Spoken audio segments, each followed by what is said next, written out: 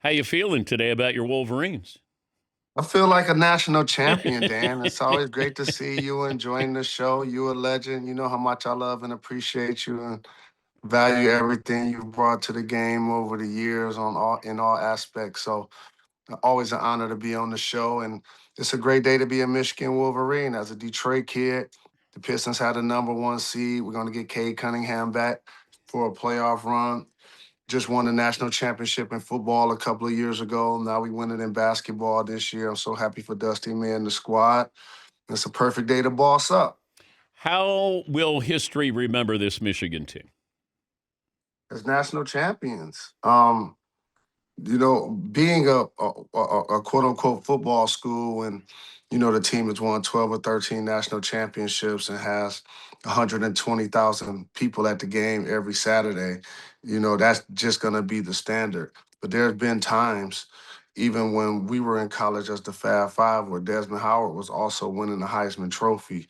And so that's an expectation when we say leaders and best. That's a real thing at Michigan. And so there is a level of pride and excellence in, not only being great at basketball, but being great at all of what we do. Who was bigger on campus, big man on campus, Fab Five or Desmond Howard? Well, it's not fair to Desmond because it was five of them. You know, you Okay. know, we could be in a lot of places at a lot of times. You know what I'm saying? The way that Coach built this team, I don't know if this is the future, but that makes it even more amazing. Is you're kind of taking pieces from all over the world and going, I can put this puzzle together and have a magical run. Is this how teams are going to try to build their rosters in the future? Absolutely. You saw Indiana do it in football this year. What's considered a basketball school, and all of a sudden, they have a team of 23-year-olds and they win, the college football playoff this year. And so for Dusty May, though, I think he has the ability to do both. And that's what I really like about him. But in this case, turning the team around in 2 years, you bring in Yaxel Lindenborg, Big Ten Player of the Year from UAB, and then you bring in Cadeau, who was at UNC, and Mara, who was at UCLA. So a lot of moving parts. Morez Johnson, he was at Illinois, and then the school invests in the team. You put up the NIL money, you create the budget, and all of a sudden Dusty puts his fingertips on it and it becomes magical. And they did a terrific job. And they were the best team all season. And I was telling this to Jamal Mashburn about Arizona and how they were a great team, but I felt like they were a little handicapped because they didn't make the three. The alt cast with the Fab Five. How much fun was that? Like college kids, really. And it was really awesome because a lot of people may or may not recognize that's really the third time since 1993 we've been in the same place at the same time. And one of them was early 2000s at my celebrity charity game I did in Chicago. Another time was when Michigan played in the finals against Louisville, and then one time when Jawan was coaching, we got a chance to go to a game in Ann Arbor. So, to be back with Ray Jackson, Jimmy King, Jawan Howard, and C. Webb, and break bread and tell stories. It was a great opportunity for CBS and TNT and True TV to bring us all together, and the fans seem to really enjoy it, and probably will do more in the future.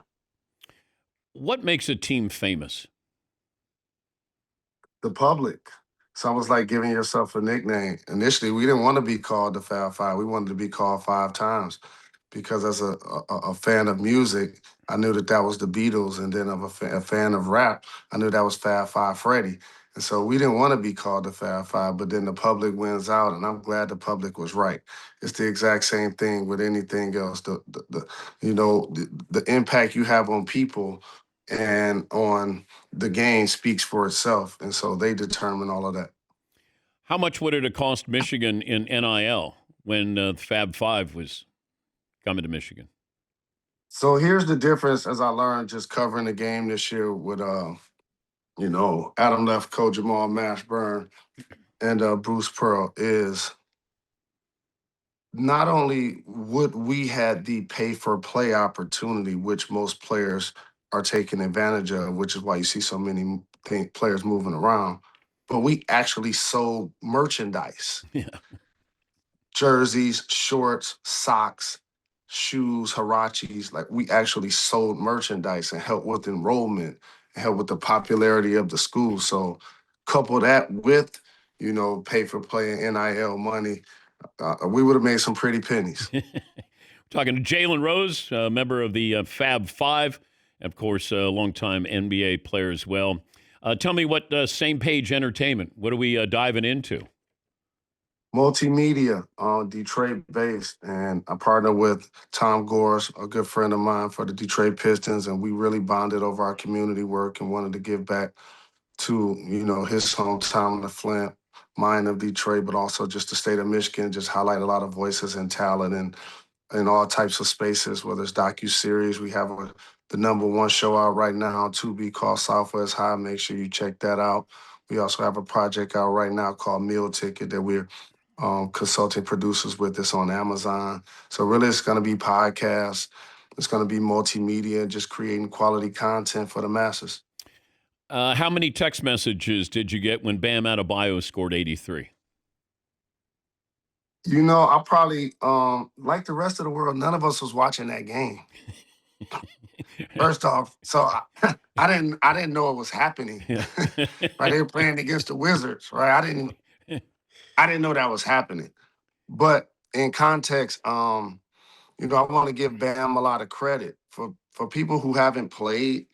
Just the endurance and the discipline it takes to do something consistently to get to that type of numbers. There's a reason why it hasn't happened in the history of the game. Whether it's free throws, and yeah, it was a little funky at the end of the game when they were fouling and trying to get it for him. But if you think about it, it's no different. And I say this with all due respect. If the Cleveland Browns are trying to get Myles Garrett the sack record, they're going to try to help him make it happen at the end of the season, even if the team isn't playing for the playoffs. And so that happens in sports a lot more than people realize. And so I was just happy for Bam. It's a terrific accomplishment. And I joked a lot because I feel like if he wasn't dating Asia Wilson, he wouldn't have never got there. So good for him. Wait, why wouldn't he have got there?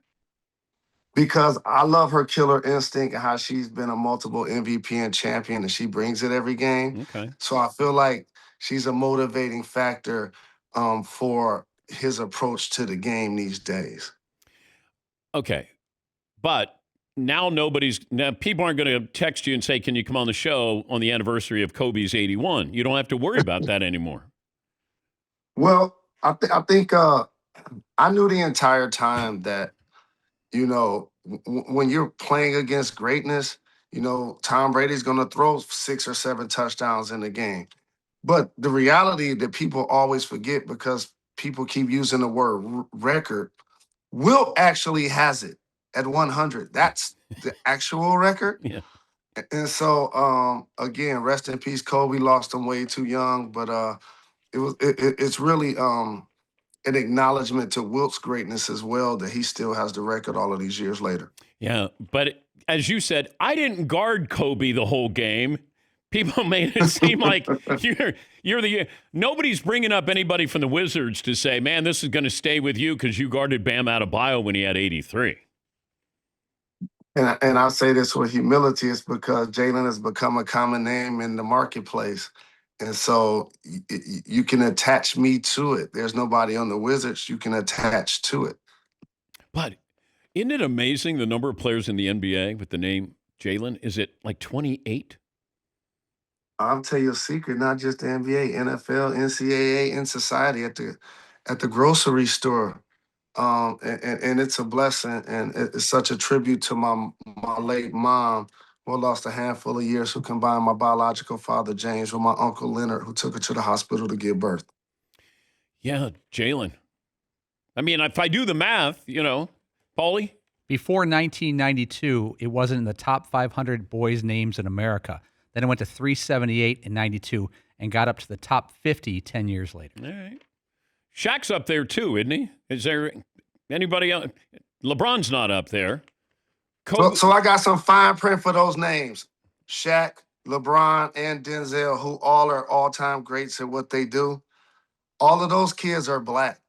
The one thing about the name Jalen is unisex, is universal, it has no color lines or boundaries. Are you sure there are not a lot of white guys named Shaquille? No, I've never met one. Paulie, You would haven't either. would you check? Yeah, we're checking. Check and see if there's a Shaquille, white guy out there. Hey, great to talk to you. Good luck with Same Page Entertainment, and congrats to your Wolverines.